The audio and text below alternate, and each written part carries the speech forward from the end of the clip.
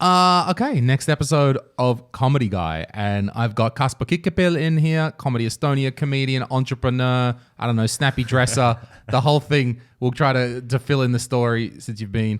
But first of all, Kaspar, thanks for coming back, man. Oh, for sure, man. You were doing the Preprepared last week podcast. What did you talk about with Ardo and Carl?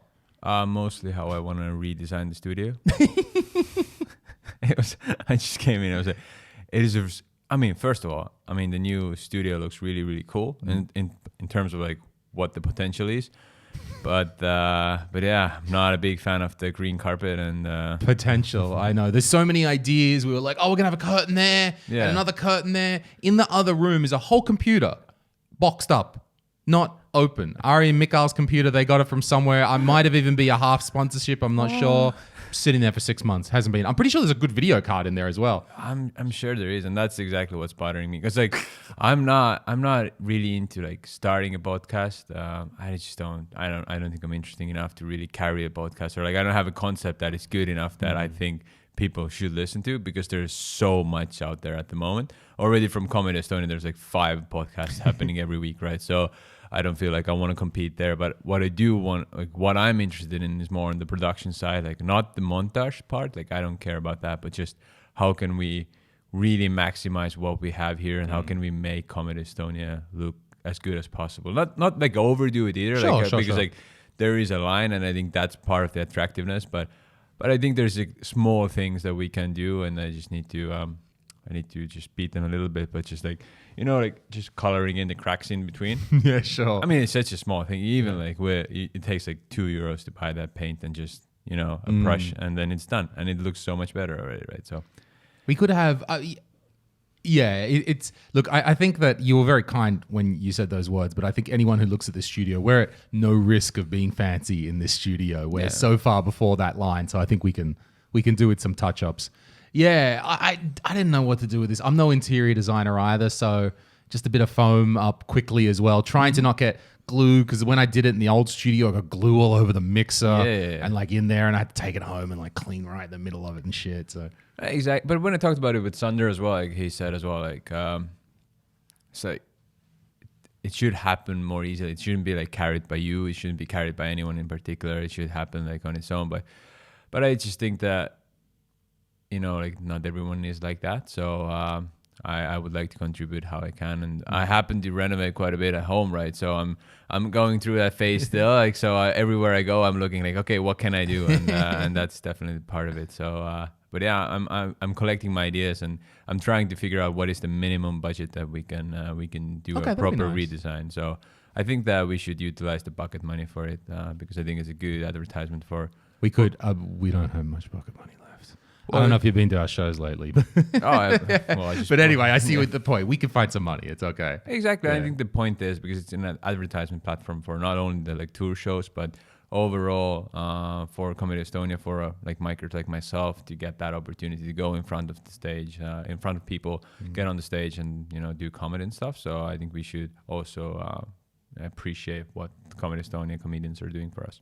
I think the concept of this studio and what you just said, like, should you do more with it? Who wants to do more? Who doesn't want to do more? It's a really good analogy and metaphor for how you manage comedians, and what's that balance as a manager between doing it for them and letting them do it for themselves.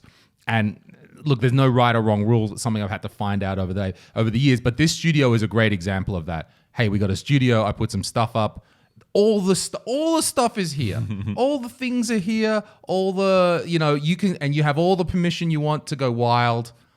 Now, I also don't mean to make them sound like a bunch of lazy fucks either. I'm also not complaining about it. It's like part of the thing that you've got to, if you always, as a manager, always think like, you should be doing more, what? God, why aren't they doing that particular thing to help themselves? Oh, first of all, it'll drive you fucking mad. It'll just create tension between everyone. Eventually, you've just got to be like, cool, guys, here's all the stuff. It's great. No problems. And if you want to do more, if you don't, that's kind of your choice. And that's the metaphor of their careers. If they want to do something, you might say with Comedy Estonia, do we want to do, I don't know, TV ads and selling stuff and things like that? No, you just have to accept that's what it is. So I'm all right with it. Yeah. No, I definitely appreciate that as well, and and that's what I love about Comedy Estonia is that nothing gets handed to you. So you want to start a podcast, you have everything you need in place, and there's plenty of success stories in Comedy Estonia who have done it really, really well and really, really big. So and there's nothing that they have that anyone couldn't have, right? So if you want, there's at least 2 studios that you can book through Comedy Estonia, and you can figure it out, then you can get started and start at a place where none of the other podcasts started from. You're already ahead, and yeah, I think it's so different. I don't think any other country really has that. So it's really cool like that we have that kind of a scene here. Yeah, getting started needs a studio. I guess that's the tough part. A lot of people, they got to get the gear together. Even if you want a most basic gear, it's a couple of hundred, and then you're like, I'm going to spend a couple of hundred on that. And I mean, even that mixer, right? So I mean, it's specially designed for podcast recordings. It makes it so simple. You pop in an SD card and you're ready to go, right? So, but even that is like 600 euros or at least, right? So something like I even forget how much this stuff costs. So yeah, it's nice. Yeah. So the studio definitely needs some work. We're getting there. No, but it doesn't require much. That's the other part. Not so much. Yeah. Sure. It's just like small things. Like it's just like pick out the carpet, right? Yeah. Just get a black carpet and then you're done, right? Because you don't want to make it, because like so many podcasts use the studio, you don't want the studio define the podcast, right? So you still want the people sitting in the chairs to define that podcast. So it needs to be pretty neutral at the same time. So that's why I don't think it needs much. It's just those small things, like literally like a few hours of work, and it's gonna look completely different. So tonight we've got the English open mic. Are you performing tonight? I haven't signed up yet. I'm thinking about it because I haven't written anything in English for a while. But at the same time, I do want to start doing that again. I'm going to Paris tomorrow, so I might do an open mic there. I'm hoping to get a spot there. So nice. What are you doing in Paris? My girlfriend lives in Paris at the moment. So, okay. Yeah, so every once in a while I go there now. Okay, cool. Yeah. Is that like a temporary thing, or she's got a job placement there? Or? Yeah, we'll see. I mean, at the moment she's working there, and she's looking what the opportunities are. I mean, she's trying to figure out her career, and she's in fashion design, so there's not much. I mean, it's not a very comparable market. Let's say Estonia and a few other countries in where she's looking at. Right, that'd be the place to be. And I think maybe like many of us, we can get into this like now not the pandemic's over, but the worst of it is over or something like that. You can now start to think about your career again. Yeah, of course, definitely. I mean, you have all the doors open again, and like you're just not afraid. Like, I don't think people they don't just give a shit anymore, right? So they're like, fuck it. You know what? We did it. We tried it. Let's get on with it. And I think that's healthy at the same time. I'm not saying like go nuts and like ignore all the rules or anything of that sort, but like just don't think of it as the world is closed or blocked. Like it really is. And then that at the moment is a good time to get ahead, because you might still have that opportunity to beat the people who are thinking that, hey, we still need to be here or we need to do that. So it's maybe a good opportunity in the end. Nice. How long are you going to Paris for? I'm just going for a week. Okay, that's fine. Yeah. That's good. That's fine. Because are you working right now or your own projects? Or because it was for a while working with the startup and the entrepreneur stuff?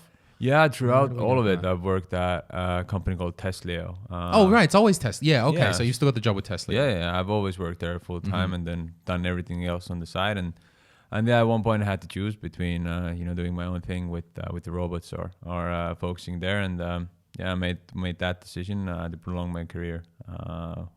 Talk like a pro athlete now. I made a decision to sign with Testio for long term. No, but it's just one of those things, and it's going really cool there. So I'm working full time. You're managing the external testers. So freelance testers. Exactly. Yeah. So how we do is like we have over 10,000 freelancers around the world, and then they test the products, and me and my team we make sure that we have the freelancers everywhere in the world, and all of the stuff is taken care of. So it's a cool thing. Right. So and that's still growing. There's still a lot of testers coming on board. There's a lot of projects. Yeah, it's growing really, really fast, and it's cool because we get to work with like very, very big companies that you wouldn't otherwise get the opportunity to work with. Fortunately, can't name the coolest ones, but we still like work with your Fox and CBS and like NBA and Hotels.com and like the. Okay, and that's so they've got it's apps that you're testing. Mainly apps, but also software. Yeah, but I mean it's doesn't get more interesting then that 2 sentences after that is pretty boring. But it's a very niche market. But that's the part that I like about Estonia is like you can get into those niche areas and you can be literally the best at it in the world, and you can do it from your own corner, and you can have all those other things that you do. So it's been fun, but yeah, at one point I realized that I can't do startups at the same time, and otherwise I'm just losing out everything else that I happen to like in life, and so yeah, made that decision. I guess coming to that point is a tough one because, you got to work, hey, this is the startup dream we're all sold on. And we know that requires work. We know that requires sacrificing nights and weekends and that sort of stuff. And there's some point where I guess you're understanding, was it what pushed you towards that edge? Was it a health thing? Was it just a mental health thing? Or was it just I'm not having fun anymore thing? I think that was a mix of everything, right? So, I just didn't feel like it anymore, to be honest. Like I felt like, what's the point? All of the start of the project that I worked on wasn't originally like my idea either, right? So I was brought along as one of the co-founders, and it was a lot of fun. Like we built robots, and it was cool. Don't get me wrong. Like we built robots that were 500 kilograms and capable of destroying cars. So it was a lot of fun to play around with them. But there comes a point where you're like just all the time meeting people, and you just fundamentally you're not passionate enough about the topic to just go through walls all the time, because there's going to be so many walls, and I just met the limit of how many walls I can run through, and it was just I ended up forcing myself to like a lot of those things that I actually liked. So we met during some events where I was on stage, and I like to be on stage. I like to do that, but in the end I didn't want to do it. I did not want to go on the stage anymore. I didn't want to talk about that thing. I was just like sick of it. I was just like I just didn't want to do it, and that's when I realized like why am I doing it if I'm not really getting those emotions out of it that I got in the beginning. So decided to move on. It's good. It's good to detach and good to know that you can back off, right? Yeah, that after of a while, course. they're not for years or something. You're going to get caught up. You can get emotionally invested in something, and then, or like what's it called, sunk cost, exactly kind of thing. Yeah, and that's the thing. Like I think people just. I'm not saying that people value their time too much, but yeah, sometimes people have a hard time of like, oh, I've already put in 2 years. Like, why? If I walk away now, that 2 years was wasted. I never looked at it like that. I looked at it like what did I learn? And I came out of it with a lot more knowledge than I went into it. So in the end, it wasn't like time that I, wasted in any sense of the word. Yeah, it didn't become the success that I hoped it would. Sure, there was a lot of things that went wrong, absolutely, but in the end, I came out of it with a lot more knowledge of the people. In the end, like we still get along. It wasn't like there was no bad blood amongst the group that was behind it. So that was a good thing. That's good. It's that you kind of said it, pounding your head against the wall, trying to run a small business. And I guess I've been feeling that recently as well. Like, well, it's not that our business is bad, but still this marketplace and the amount of people that are coming shows, and you think like, oh shit, after 10 years, I'm still banging my head against the wall. Not again, that we all have our own choices to make them. I think I've put enough different people around Comedy Estonia that it doesn't all require my own personal motivation anymore. And that was part of it, to insulate that when inevitably I kind of did understand that. I've talked about this a lot already in the podcast. Not that I don't love this anymore, but we do need new challenges, or sometimes it can be tough, or someone else needs to pick up the baton and keep on going. Yeah. And we've all got to ask ourselves, how do we enable that without blowing up the whole thing, without burning all the bridges behind us? And so my thing was, okay, cool. I can step aside a little bit, let Hello run things for a little while, so it's not as intense for me. Okay, because it's my company, so it's less easy to just sort of walk away. And again, nor do I want to particularly just walk away from my particular circumstance. I think it's a healthy role. It's a founder role, right? So it's cool that you made that move, and you seem a lot happier and happier as well. Like I remember, like a few years ago, like it was not that like you've always been a person to like it's easy to talk to you, and you're really transparent and honest with things. If you don't like something, or if you like something, and like that makes it really easy to work with you. But you could still feel the pressure. You can see that like you're carrying a lot of responsibilities. I think is like you just felt like, all right, he feels that he's responsible for a lot of the things, and you took that responsibility on yourself. Whereas maybe it shouldn't have been the case. Like coming back to the point that we started from, that like it's not only you who needs to carry that responsibility, it's also the comedians and all of the people working for or at Comedy Estonia. So it's good that you have the people you can trust, and you can actually take that step back and maybe have a lot more like a sober perspective on the comedians and on what we're doing well, because at the end of the day, comedy is booming in Estonia. And it's going well. Your problem is that you have too many good comedians now. I guess we have too many. Okay, so all things are number of comedians is balanced off against market. So, okay, how many people want to come to the show? And then if we're going to use the startup term, what's the total addressable market size? Exactly. Is still only 1.3 million in the end, which will balance off with how many comedians can actually do it. I think as well, we've discovered as well with Comedy Estonia, as an agency, we kind of think ourselves as like premium service. Like we do a lot. Again, trying to not hold their hands too much, but there's a lot of stuff. There's a lot of infrastructure. There's a lot of things going on. The problem when you analyze that straight up from a business perspective is we're top heavy. Yeah. We have too many paid employees for the amount of income or profit that gets generated. And if you just detach from the emotional side of Comedy Estonia, and we love all of this, if you just analyze the business, you go, that is not a good deal that's happening, the amount of expenses and the people you need to pay. But then we look around and we say, like, we don't want to drop any of this. Yeah. None of it is clear that we want to drop any of these departments or things that we do. I think it was always going to be a business that runs on the edge somewhat. It was never going to be hyper profits and stuff like that, but pandemic has made it easier.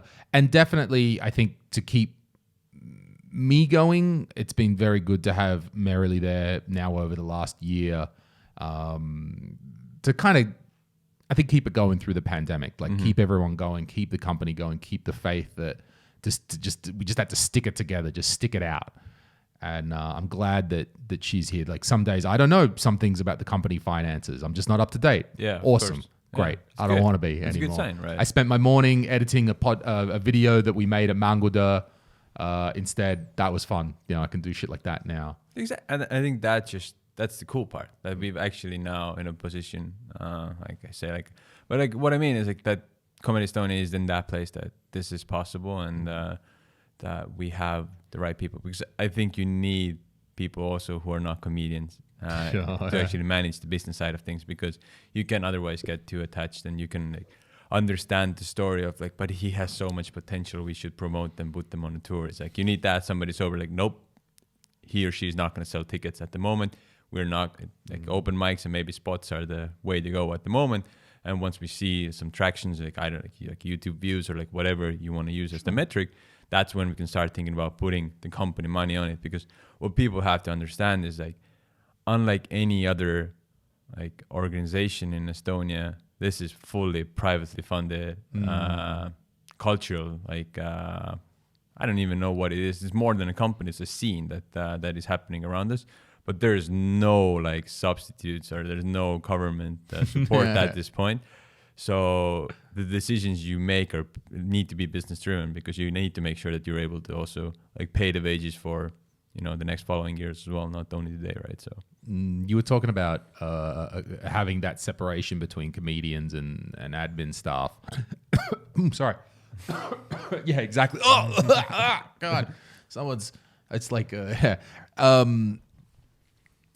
we were thinking about not bringing on other staff, but bringing on someone on an hourly basis to help more with the open mics, someone who could be on the ground at mics, to just the stuff where just hanging out at mics for hours, which maybe Hella doesn't need to do, to back off on Hella's thing. And always, whenever there's a new person or some sort of role or something like that, the same suggestion always comes up. We always go through the same thing, which is, should we just pay one of the comedians to do it? And particularly in this role, I was like, no. I know I always say this, but I'm going to say it particularly more now, because if we have a role whose job is it to help Hella, that person will probably be picking lineups and having to say who's on a show, who's not on a show, who's a host, who's not a host. And I think the power dynamic is just completely wrong, especially if that's a junior micer or someone. They're a junior micer, but they've now got responsibility about how all these people have positions on shows. and they've got to put themselves on. Well, of course, they're young. They want spots. They want to do everything as well. So how to sort of do that without bias? How to sort of do that?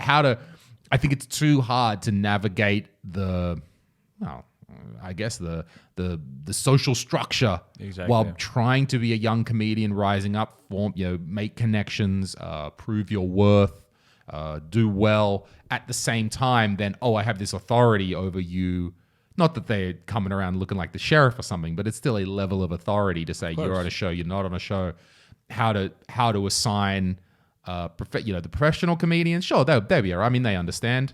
But then you've also, all of a sudden, you have this level of power over comedians who are at the same level as you. Mm-hmm. And I was just like, nah, I don't think we should. I think it's smart not to do it that way because it's so dynamic. Because again, like maybe not all of the listeners understand how delicate actually an open mic show is because like you have to take into account the people who want to do comedy that night, right? Mm-hmm. And usually there's more people than spots. So first of all, there needs to be the first cut of who's not even getting an opportunity that particular night. Mm. Then you have to take into account like what venue it is, like what kind of a lineup you want to have, because you also have to think about the people who are coming there. Even though it's an open mic, you're still doing a show, you're still representing Comedy Estonia. I'm talking from the host perspective now, that, you need to make sure that there's a good flow, that you don't, if you have comedians who are likely not going to kill, that you don't want to have them back to back. Like you have to think about those things as well. You have to think about how does that room usually work, what kind of a host set you need to do. There's so many things that you need to take into account. And then also like at the same time you're thinking, okay, so the hardest question always is who's going to open. Yeah. And then you have to think about, all right, I always think about when I was at the mic the last time, who opened, and I don't want to do it like back to back for the same person. But it's very difficult to do that all the time because I've noticed that I still keep using the same people in the opening spots, and I have the same people for end of the show lineup. So there needs to be more rotation. It needs to happen more on the higher level where you're managing all of the open mics, not that particular one from the host perspective. So that's why I agree with you. It shouldn't be a micer who's doing that because. Yeah, you're going to make friends in there, but you have to sort of separate yourself there and then figure out like, okay, so who's going on a tour, who needs to do more minutes, who's going to do less minutes, somebody needs to tell that, hey, you know what, 3 minutes is your stage time. Like that's also needs to happen, like, or 4 minutes or 5 minutes, and like you need to take it seriously. Trying to assign where people are in the show. Typically if I'm the host, I'll probably set in the opener, closer, and then first half closer. Yeah. And then from that, and I'll probably lay down better comedians for that. Exactly. So someone's better. So, and then in the middle of it, like you say, try to mix them up. Hopefully, that comedian bombs, or that they always try and they're in whatever is going on with them. So fine, that's cool. Yeah. Try not to stick too many of them together. And then sometimes just throw the rule book out. Other times, sure, have that completely new person open the show. You got to learn. Yeah. You got to learn. You're going to do a cold open when you don't really know what you're doing. We've all been there. We've all kind of done it. And I think it's also part of the grind, right? So it's an experience that every comedian should get at one point. And maybe it is a very good thing to get at one point. So, but the question is, who's going to identify that moment? Like, hey, when should I don't know, whoever is starting. Yeah, when should Kevin start doing like just cold opens now and figure that thing out? Tonight at the English mic, I'm gonna host the second one. I have no set. I have no idea. I haven't done a set in ages. I have been so busy and so many thinking about videos and podcasts and things that, like, I have some ideas, but I haven't even formulated them to what it might be. Is my bit yet? Elections, things going on. I don't know what to talk about. But Hella was like, hey, I don't have a host for the second show. Yeah. I was like, well, all right. I mean, at worst, I just get up there and I just say some words and then I'm like first comedian, right? Yeah. Who cares? So I don't have to, like, there's sort of some idea like the host has to like kill and do all this stuff. It doesn't have to be, you know, it doesn't, if they just talk nice and present things and just stand there for a minute. Hey, here's a show, guys. I'm going to tell you about it. Tell you about this one. Tell you about that. Oh, that's a funny shirt you've got on. Hey, that's great. Okay, first comedian. I think we'll have some sort of weird reputation problem at the moment with hosting. For I don't know for what reason, but I see a few comedians like not really wanting to host, and I'm not even talking about the guys on tour. Like, I mean, for them, I understand. Like, it's like I just want to do material. I need to do a spot. Like, I'm going on a tour. Like, as a host, you can't do material the same way. Like, that's the thing. But if you're a up and coming, or you're like getting started as a host, you get so many more minutes, and you get to try your material from very different angles, because you now all of a sudden you need to establish a personality very differently than when you get a spot, because then you're coming in, you're like a comedian, you're on stage, like people are really listening. But if you're going on a stage as a host, then you're first doing that.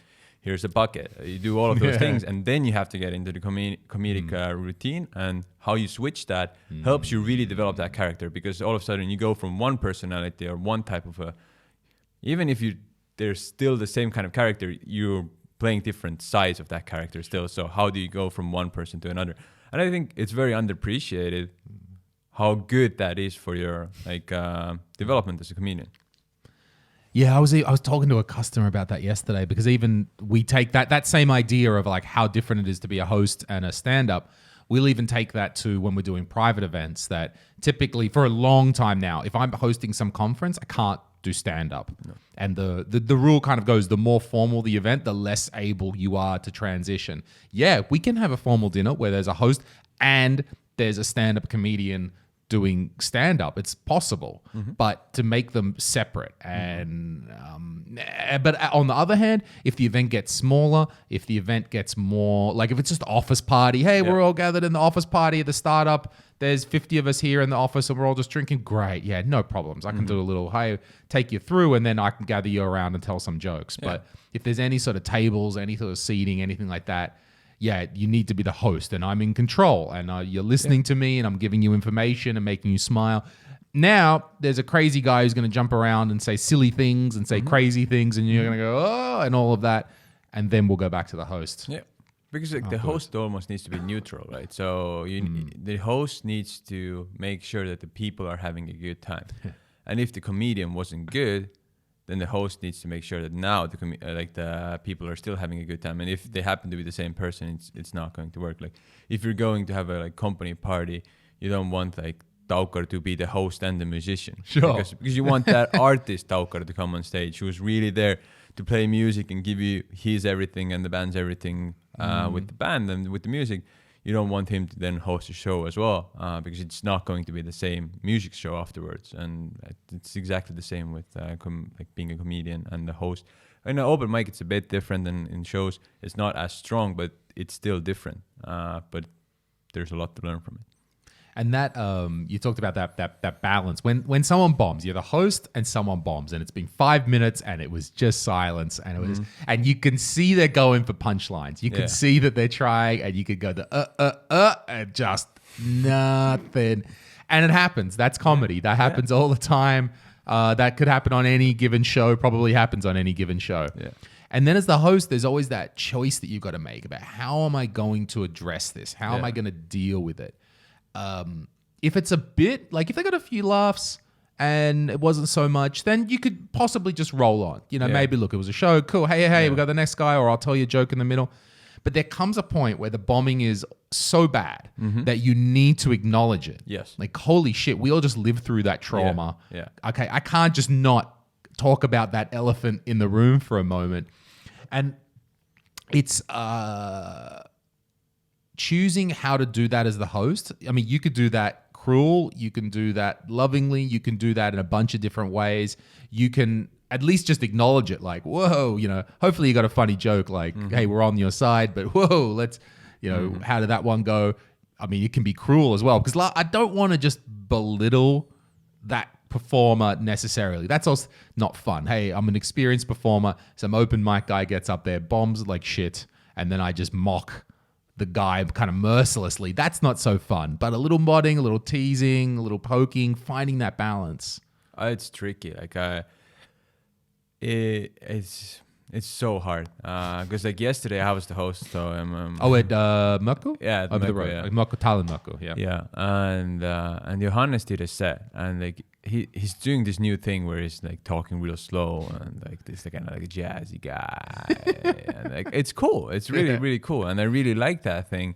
And it didn't go super well. It didn't go bad, and for some reason I went on the stage and I made fun of him. I don't know why.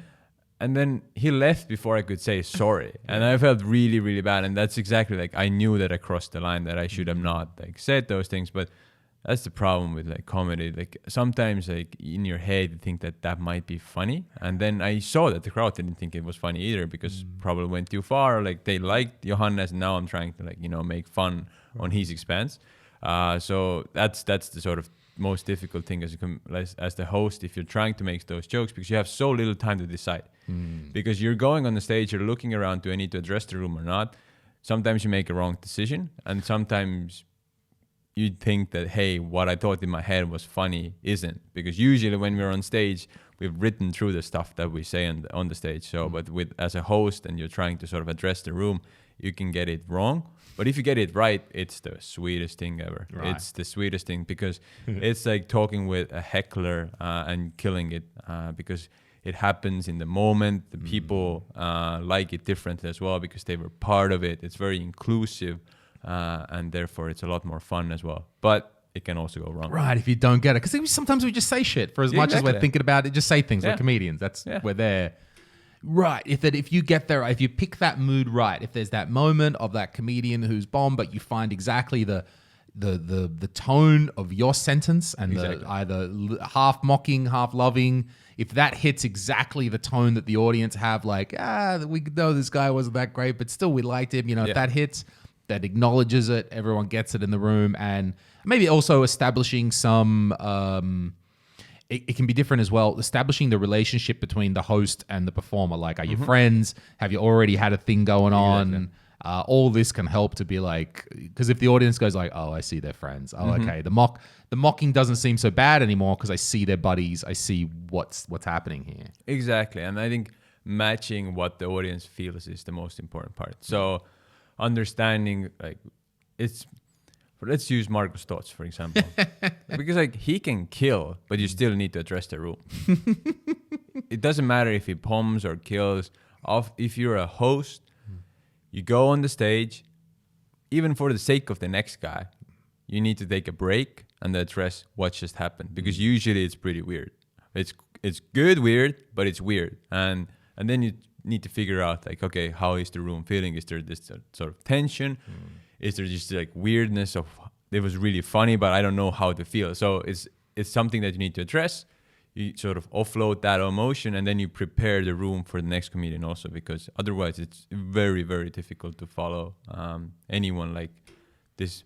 It's a good thing that they're memorable, but at the same time, you need to also make sure that the next person has somewhat of a chance to be successful. Right. So at some stage, the tone or the feeling of the crowd and the show needs to switch. When you've got a unique performer doing something full on, whether that's a bomb or whether that's just something nutso like torts. Something memorable like that. And so either the host is doing that gear change, or if the host is not going to do it, then the next comedian needs to do that gear change. And that's tougher. Yeah, the next comedian needs to do it anyway, but the question is, does the host like sort of enable it a little bit? Does the host already loosen the screws a little bit? And I think a good host should address the room a little bit, and also think about every comedian going on the stage. Am I giving them the best opportunity to be successful? Do I have the attention of the crowd before I bring on the comedian? Because I think that's one of the things that I've seen some of the hosts not do really well, is like they go on the stage and like, yeah, thank you, this and that, and now let's bring on. But people are talking, and I never bring people on if they're talking, because if I'm bringing them on, then they're not already listening to comedians. So address the room, make sure that it's ready for the next comedian, and if the room is ready, then bring the comedian on, and then you're giving the comedian the stage, you're giving them the attention. How do they keep it? What do they do with it is up to them. It's their responsibility from that point on, but we shouldn't, as host, like put somebody in the positions like, yeah, so Margus just like bombed and everybody's weird and talking. So yeah, go home, have fun with that, because they shouldn't have that battle, because they didn't come into this. Like, you set up the lineup, you knew that this might happen, so like, pre-prepared. I had that at a conference recently where One of the events was weirdly, so it was halfway through the afternoon on the main stage, and the main speaker was the head of Karpo. I would say Sinipalu, I think is his name. Okay, is yeah. Arnold Sinipalu, I think something like this. So everybody, like there's multiple tracks going on. There's different rooms upstairs, downstairs at Katorikata, but everybody's come into the main room to see and it was almost like a sleeper event, like just in the middle of the afternoon. No one's like this one dude that like if you see that head of Karpo, you're like, okay, I'm gonna go listen to this guy. Yeah, you better. What's he gonna say? Nobody knows. Most people probably might not even know his name, even Estonian people. Who's the head of our security services? So the room was weirdly super filled, and so everyone sits down, and so he does his talk for about 10, 15, and then I go up and I do about another 10 minutes of questions with him, which were really good. So because I got a chance to talk to the head of Karpo for 10 minutes, and he's pretty open. I could ask him some questions. He was straight up. He's like, yeah, it's Russia. Like he's pretty straight up he's not a politician. Yeah. So he's a nice guy. He's a lawyer. I mean, I think he leans into the character. He understands his role as head of the security services, who's the super spy. He's a lawyer. I think he kind of knows it. He has a bit of a sense of humor in there as well, even though he plays it pretty straight. So that was cool. So we have this really nice 10-minute talk with him. People get their questions asked. And then, okay, thank you, sir. He leaves the stage. And then there's a weird feeling going on. Yes. Because our big guy, not even a big star, just someone that we all understood like, oh yeah, we're all interested in this. It's not like, oh, the president's coming, of course we're all going to see. No, we're all just, oh yeah. So in that moment, that's when I understood this is like following a headliner. Okay. And I was like to everyone, we need to breathe. We're going to take a moment, just chill out for a second. And also because it was a conference, people were leaving the room naturally as well. So just like with your talking example, I needed to let the people leave the room. And at least I acknowledged it. And then they kind of like, oh yeah, I understand why he's stalling now. Okay, I am stalling a little bit, so we can all calm down. And then our next speaker. So enough people left the room. We all had a chance to breathe after that interesting speaker. And then the less interesting speaker comes to the stage, but at least they get a chance, a fairer go. Exactly, and I think that's the sort of part that hosts don't focus on enough. It's like you're hosting, you're managing the people who came to see the show. You're not hosting the comedians. You're hosting the crowd. You're hosting the people. And yeah, I think at just one point we also need to maybe do a few workshops or like it's just something like it's also like passing on the knowledge. And I'm not saying like I'm the best host, like not anything like that. I mean, when I look at Karl or Dan hosting, like they are really, really good at it. They have the jokes in place. They have the transitions in place. A lot of the things that they do so naturally, and it's a good thing to see. But it's also part of the art, and I think we're going to have soon, and I might buy one of them. It's just comedians who are better at being hosts than being comedians, and it's an option of specialization, right? You can do both, but you can also just every tour needs a host. Sure. And you if somebody really wants to do that, why not? It's an absolutely, I would almost call it a trap. If your perspective is you want to be a comedian, it can be a little bit of a trap.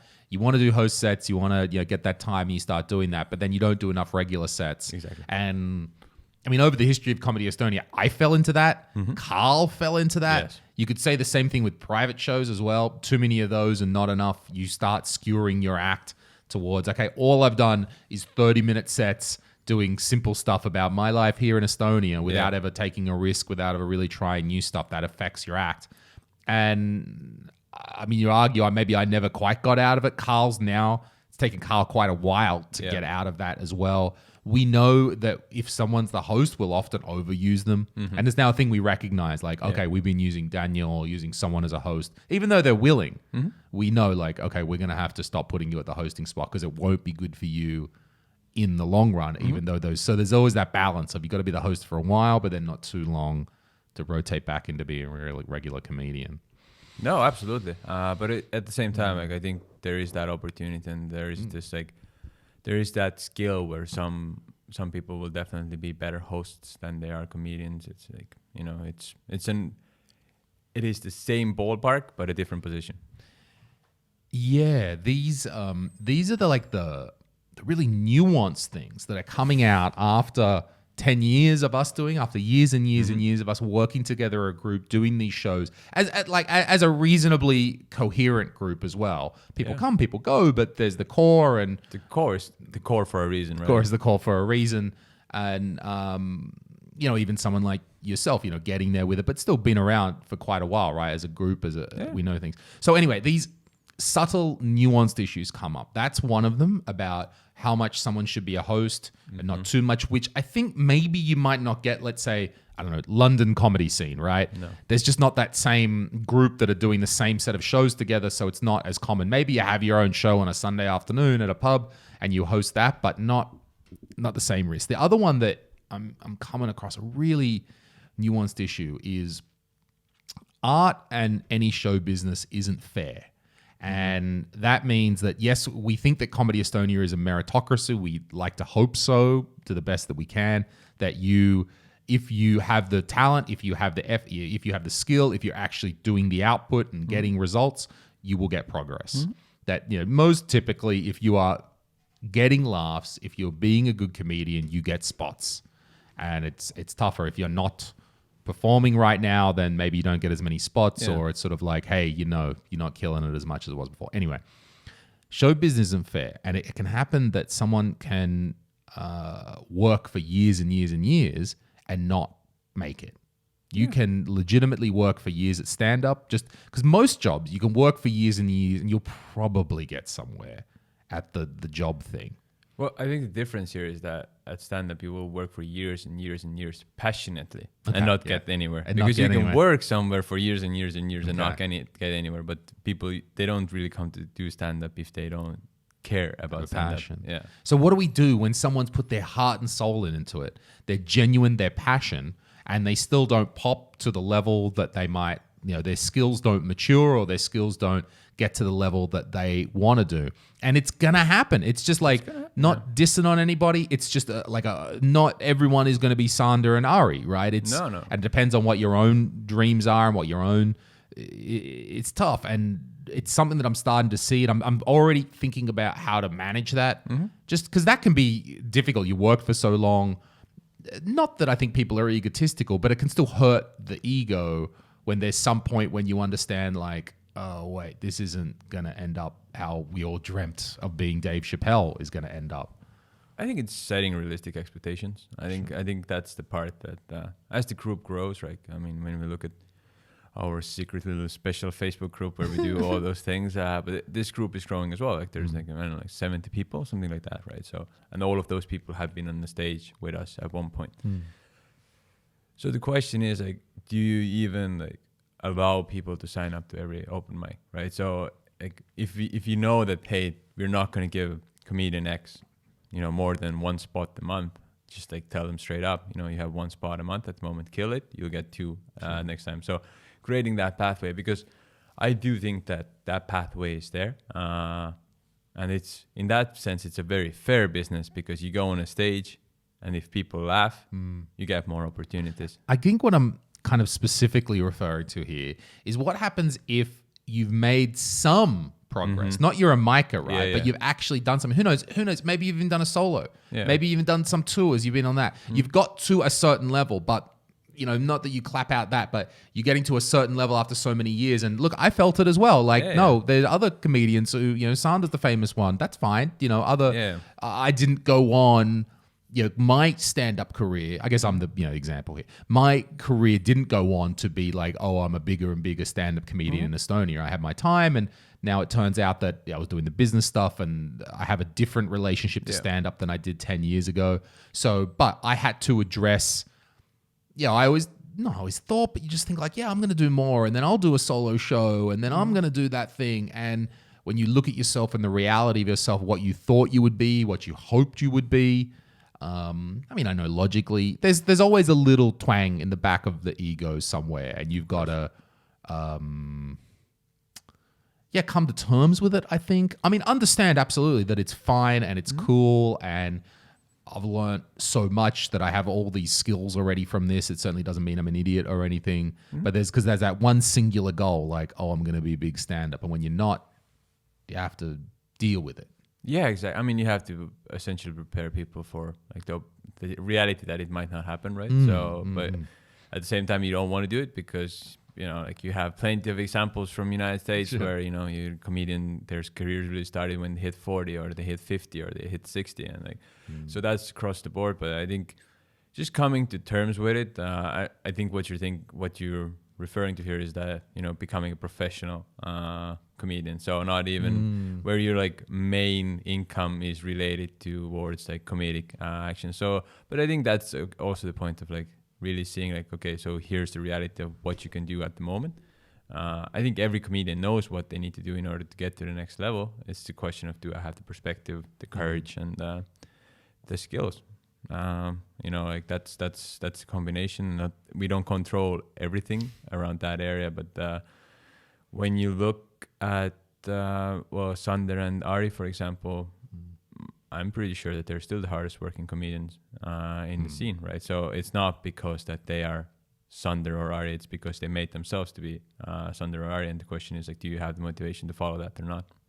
And I think we're also seeing a lot of our comedians find success in other areas as well. So Carl's #1 CSGO commentator in the country, you know, and that's a big thing these days. I know they're coming in with, they've been telling me they're doing more competitions and bigger leagues coming into Estonia, and he's the guy now. You know, he's the main one. Exactly. And that's a huge thing. And finding that additional outlet where you can use your skills, like you're doing, you know, you're hosting conferences, you're doing commercials, you're doing different areas where you still need to use a lot of the same traits that you use as a comedian on stage. Sure. And that's part of it. Like you need to realize that, you know, if we have a music industry as well, and like a lot of the people are capable of playing pianos and guitars, but not all of them are on stage doing it. Some of the people are managing studios. Some of the people are doing, you know, like music production, you know, building stages, developing stages, doing stage design.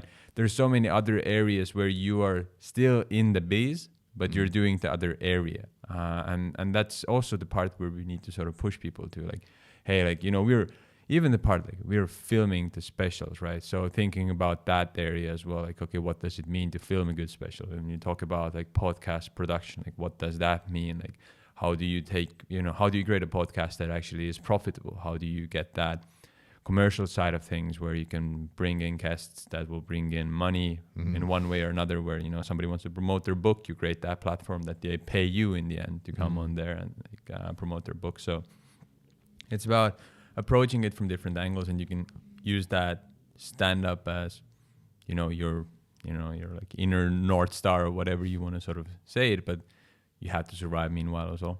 I do. I have this thing that I think stand up is I still have it as like stand-up is the most pure form of art. It's the most straight up. It's just standing there. There's nothing else. Well, okay, a microphone. There's really nothing else. Yeah. And it is like the North Star, the one to return to. That one in the middle.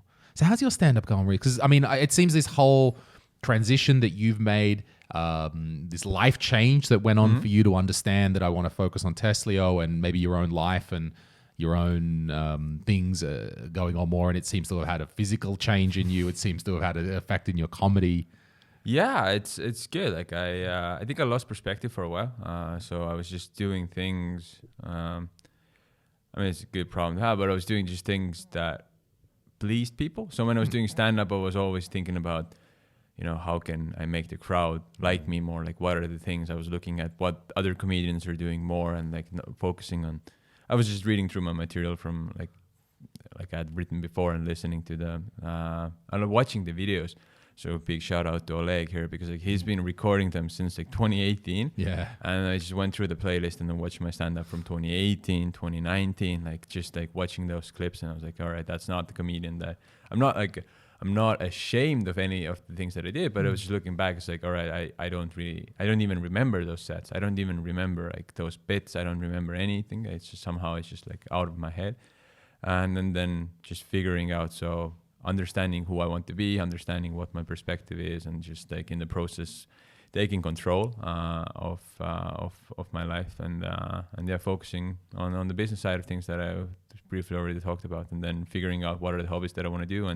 And stand-up has ever since I tried it has always been the most attractive part, but just getting back into it took a bit of time because I always knew that I want to get back to it. I did like a few mics every once in a while, but always one, and then like a few months went by, and then another one, and then beginning of summer or so, before the summer a bit, I started to get back into it, got on a roll, and now I'm doing them quite a bit. I did like 21 mics in September. Nice. This switch up and how you said how your personal styles evolved over this time.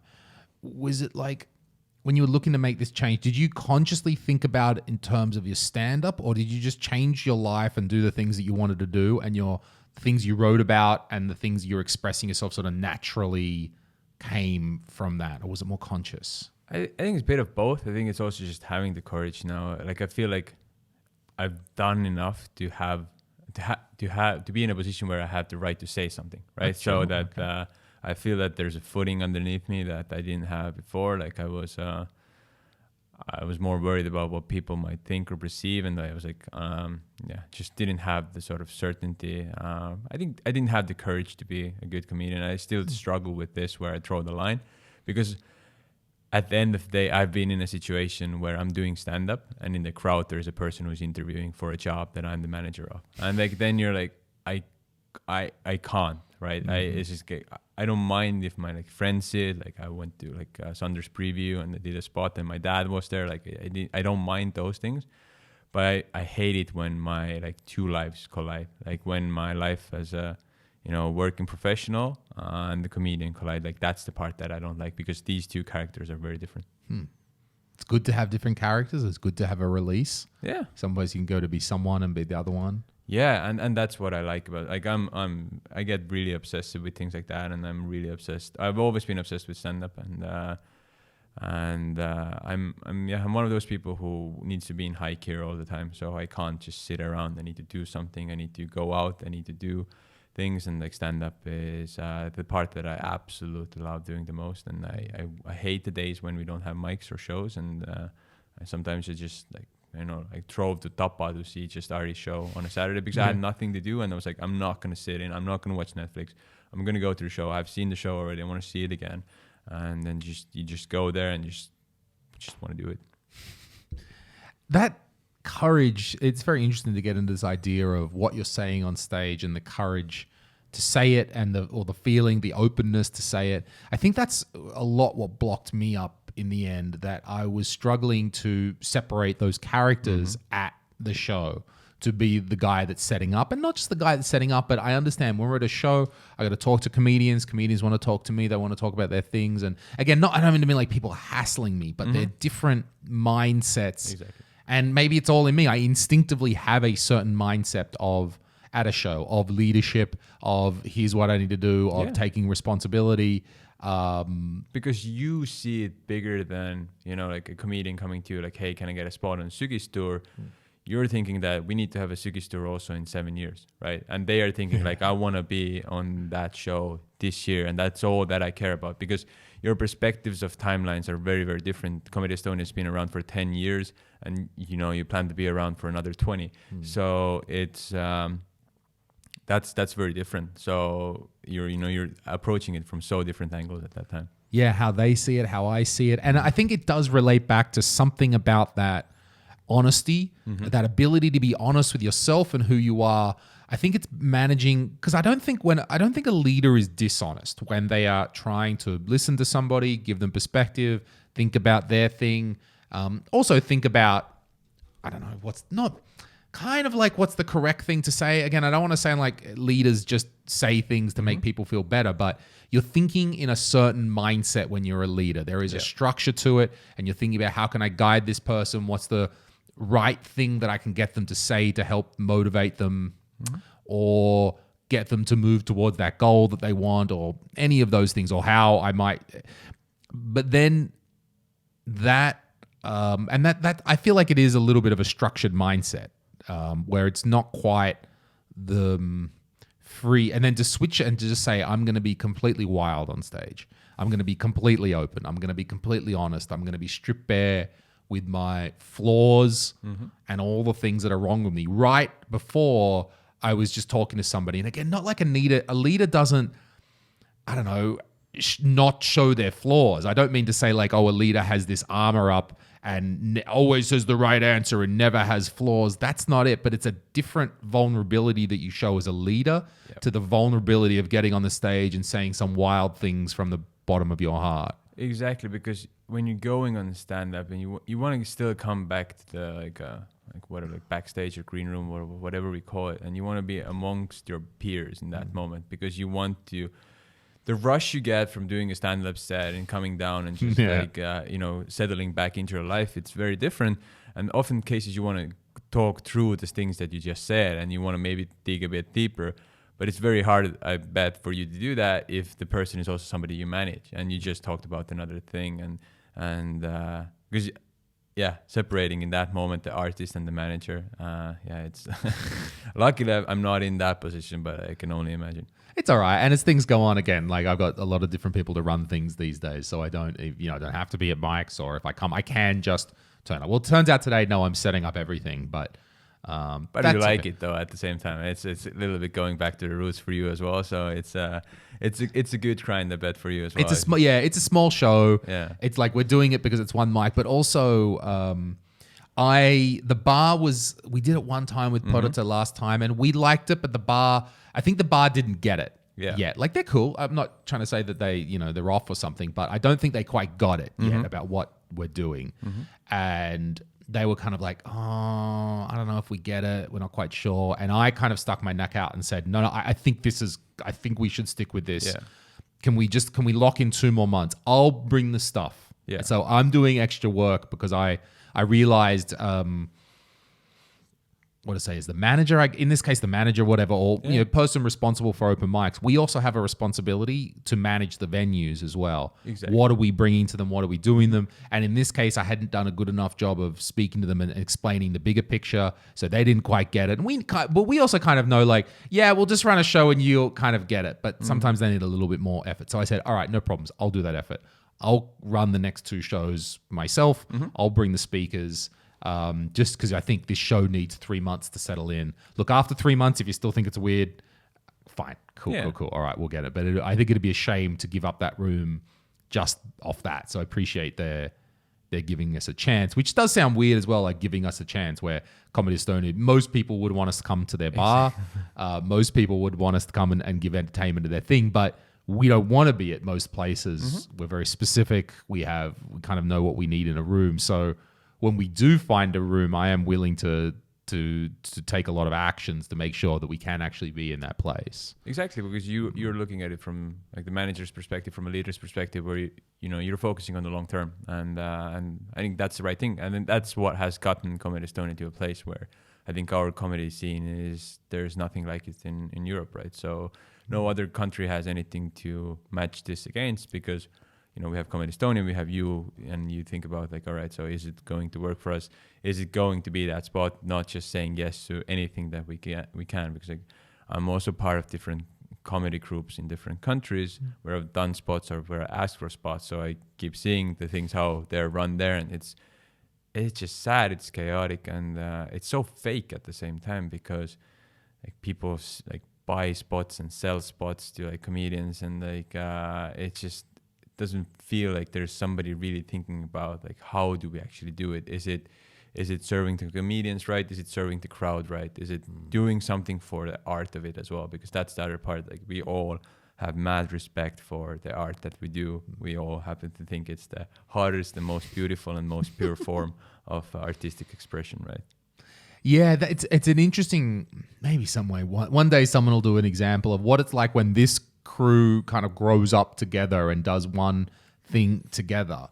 And then you might say, I don't know, London, whatever, for take an example. That's like the free market of comedy run wild, where I don't know if we're like the socialists of comedy here or something, like we're the centrally organized Soviets of comedy.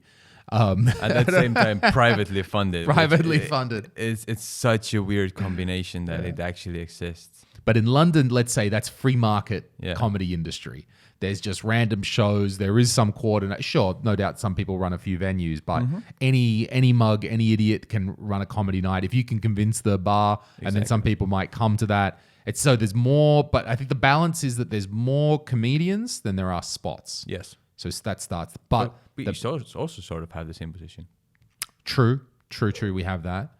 But then, But then the third balance in this, which we just stressed earlier, which was audience. Yes. Which if they don't have the audience for that, then those three need to be in balance. Number of shows versus number of comedians versus market and audience that actually wants to see it. Yeah. And that's what puts the other two out of balance when you said like spots are hard to find or it's like paying for spots or bringing a friend or like imagine that. That's like an unimaginable thing in Estonia. It's like you've got to bring a friend. You're not allowed to perform unless you bring a friend because the implication being no one's coming to this comedy show. Exactly. And just figuring that concept out there, like auditioning all the time for a show. Like you have like a Thursday night show, you get 10 minutes and then you have to send in a video of it. And if you start going to YouTube and I've like landed in a spot where I just got a stream of different sort of sets that have like 7 views and things like of comedians, and they're good comedians as well. Like just finding, I started at one point like just looking at different tight 5s and tight 7s and somehow ended up in like in one of those rabbit holes where you just go through like comedians you will never hear about and I don't even know, but it's just such a funny thing to see that you have a YouTube page where there's 25 sets and all of them have like 3 views, 4 views, 5 views. Like it's a very, very dark side of comedy that we have no idea about because Comedy Estonia YouTube page minimum view count 20,000. Right. Okay. Yeah. If you leave it up for a couple of months, exactly. You'll get there. But that's the difference, right? Yeah. That's the beauty and power of this centralized approach where you don't take this individualistic approach where I have to build out my own channel. There's perks for that. Definitely is diversification, having that outlet, more control. I understand why certain comedians are doing it, but there's also a reason why certain videos that they know are going to get more views are going on the Comedy Estonia platform because it has more reach and it has like a loyal following. And it's a type of following that maybe very large comedy sellers have in very large markets, but we only know a handful, like Live at the Apollo, like for instance Yak Yak and all of those, like Laugh Factories and all of those things. Like we know those names because we've always seen those videos, but there's only like handful like that. But when you start looking at some of the views, like Comedy Estonia is creeping up there. Like, I mean, when you look at the views on the channel, exactly. And this is just Estonian crowd. Like this is all in Estonian language, exactly. And when you start comparing, of all of the videos and how much views, and then the production quality, it just makes you question how is this possible. It's it's the story of Estonia, isn't it? That we have such a small addressable market size. We make amazing product, put all this work into it, all this whatever it might be for only 1 million people. Like in the end, right? The videos thing. So to explain to people, we've got the Comedy Estonia channel that's got, I don't know, the 30, 40,000. I'm not sure. Or is it 20? Something like Maybe that. It's 20. I don't know. But enough. Anyway, enough. And then I also understand that comedians want to build their own channels too. And it's finding that balance. We're talking with them, with each comedian as well. Do you want the video on Comedy Estonia channel that doesn't support your channel, but you're going to get more views over here? I'm pretty much open left or right, depending. I guess I'd ultimately like them to be on Comedy Estonia, but I understand that you want to build your own thing as well. Also, another factor with the clips is should we or do we need to use them for promo? Yeah. So that sort of overrides things a little bit because part of we film Suga's tour. Oh, you're on next year's Suga's tour? Congratulations. But we're going to need your clip to sell that. That's part of the thing. Your name, fine. Your name isn't quite big enough yet. No problems. But we need that clip. So it's almost each of every set needs to be divided up and said, okay, we're going to use this for Comedy Estonia promo. This bit you can use. And it just has to be a agreement between everyone. We sort of, if someone films the comedy set with Comedy Estonia, the general agreement is we sort of both own the material. Yeah. In that neither of us can do something that the other one doesn't want. Yeah. So we're not just going to stick it up and you're going to say, fuck you, that's my stuff. And, no. On the other hand, if you're like, you want to go do something else crazy with it, we want to, be like, hey, Yeah, we pay for it. we paid for a bit as well, or maybe you could say they paid with their profits, but either way, like, oh, could we put it here, or a lot of this Comedy Estonia stuff is like, let's just talk about it and come to an agreement rather than hard rules on things. But that's, I think, what also, going back to one of the points that you raised before, is like there's a core group of comedians, and like that's why it's there, right? Because there's this discussion, there's this joint interest in making it successful for everyone. And if you look at the tours of Ari and Sander, the main headliners, then it's not just the two of them, right? So it's there's other people involved as well. Yeah, and now we're seeing with the market open up again. So when we first got COVID passes, we were ready to go because we've been ready to go since the start of the year or something. We've been ready to go since day one. If anything, we were too ready, and I had for a little while I understood that I had us on high alert. Like I'm like, we're gonna be doing shows, get ready, be prepped, good to go. And then it was like a week, 2 weeks, 3 weeks. At the start of the year when we thought we'd open up again, 4 weeks. And then I was like, okay, a group or any group who works cannot be on red alert constantly. So, okay, we understood, let's back off a little bit. This is going to be longer than what it takes. But we were straight out of the gate, and we were pretty free with Ari's tour in that we kind of had our run of the marketplace. But now everything's okay. The rest of the players are coming back again. So I think Nina Metz has got a new special. What's that actor guy who's just doing it? Mart? No, wait, not the big one. Mart? No, wait. 40. No, Mart Avandi. Yeah, exactly. Mart Avandi's doing his 40 show, which I believe he's a good performer. Mart Avandi, of all, I haven't seen the show myself, but I've heard that of the actor shows, it's the best. I'd imagine so. Sure. Yeah. It's but I haven't seen it. And things like that is that competition. But then again, Mart Avandi is a bigger name than any of us in terms of recognition. Sure, it's bigger, but just look at the number of seats that even if Sander is saying that it's a smaller tour, or when I was talking with him, he alluded to this as being a smaller tour. It's still a big tour.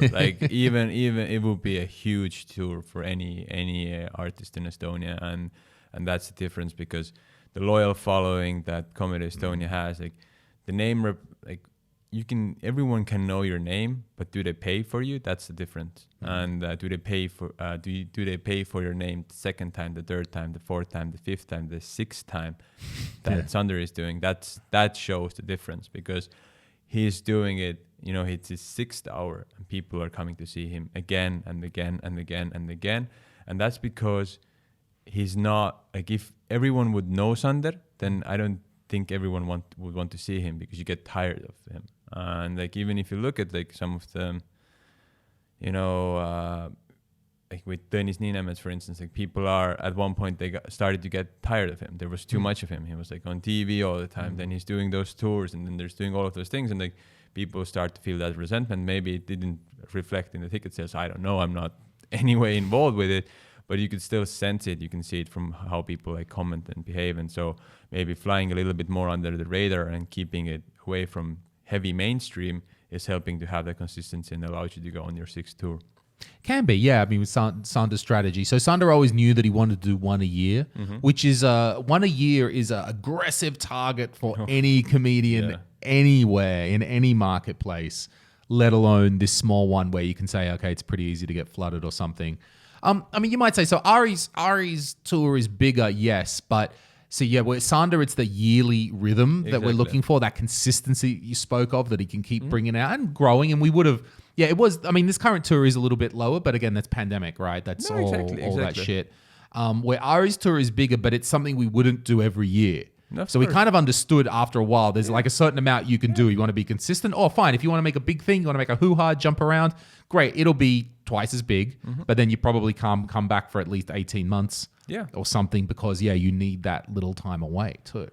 Also, it's the fact that it's just, Ari he's not new, but he's new to Estonian comedy scene. He's the poppin' one now. He's the popping one, and he's different as well, because like when Sander came out, he was different. He was the sort of fresh perspective, but now it's his sixth tour. A lot of the people have seen him. He has found his following, and it's growing. It's all the time growing in different platforms. He's different views.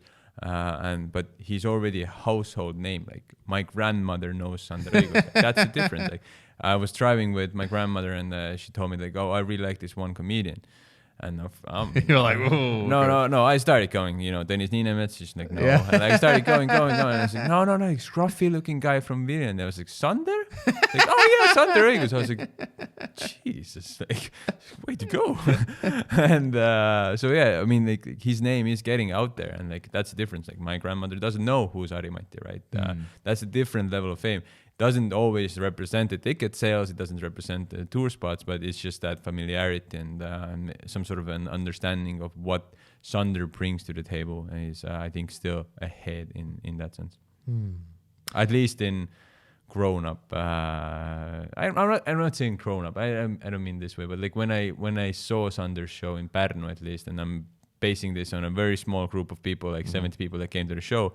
It was different than our regular comedy Sure, crowd. I mean, Ari's fans are all little savages jumping around. Exactly. He's got everyone. Yeah. And they're mobilizing, kids, they're coming in groups. That's the difference. Like, you go to Ari's show, there's people before the show, there's people in groups of 8 people, 10 people, 4 people minimum. Like you don't go to his show with just 2 people. Like you're not going with a partner.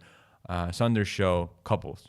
A lot of family people, a lot of people who left their kids home, and Ari's show is the one with the kids. I'm making a joke, but that's the thing. Like it's more like a social thing versus like a more theater thing. Because if I go to a theater in Estonia, I'm going with my girlfriend. I'm not with my friends. I want it's a date night. It's like an event. If I'm going to a concert, I'm more likely to go with my group of friends because we want to hang out afterwards. We want to go for drinks. And I think that's a little bit of a difference of what people are hoping to get out of it. With Sander's show, they're looking to get that thought provocation and okay, I didn't see it from that perspective. With Ari's show, it's just like pedal to the floor, humor, and just emotion. But it's very hard to sort of talk about it afterwards because you don't have the moves that Ari has. So he's very physical comedian. It's very funny in person, very difficult to say afterwards. Like, oh, he had this one good joke with Sander. With Sander's stuff, I always tell people like, oh, this joke, so this joke, because it's repeatable. Like, of course, I'll butcher the delivery, but I'm able to convey the message. Nice, man. Well, it's the middle of the day. I think we'll just wrap it up there. We've had a good short fire talk. It's good. We don't have to go for hours. No, it's good stuff, yeah. Talk, man. Well, thanks for coming in. What are you going to do this afternoon? What's up? I have a few meetings and then I'm coming to see the show. Nice. All right. Well, anyway, thanks very much. Thanks for watching, everyone. Thanks, Kaspar. Of course. Cheers, man.